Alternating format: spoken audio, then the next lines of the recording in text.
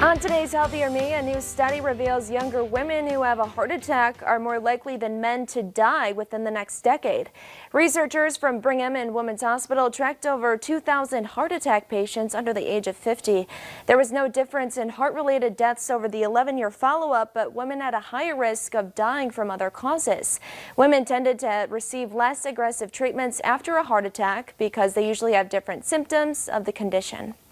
And a new study suggests that child care programs are not associated with the spread of COVID-19 as long as safety measures were in place. Researchers surveyed 57,000 child care providers across all 50 states, Washington, D.C., and Puerto Rico earlier this spring. Nearly all of the programs that stayed open reported frequent hand washing and disinfection of services. They also had high rates of other infection control measures such as physical distancing and daily symptom checks. Being alive with no heartbeat, that's what one patient can say now that he has received an official heart. Camille Connor spoke with the patient and his doctors about the surgery he underwent at a hospital in Memphis, Tennessee. Real good. A lot better than I have in a long time. Just got to get my strength, lungs, and all that built back up. Just a month ago, Mid-Southerner Brian Pedigo was on life support. The 41-year-old has dealt with several heart issues over the years, including coronary artery disease and a failed bypass surgery. By the time he was a patient at Baptist Memorial Hospital in September, he was experiencing acute heart failure.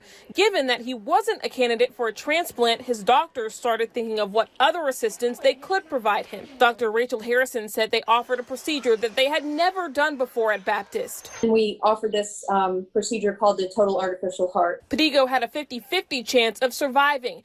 In this procedure, it essentially involves taking out the entire bottom part of the heart. But the ventricle, the part that really beats and makes the EKG, is all gone. In its place are the two pumps. And then coming out from the pumps is where the blood flows out to the body.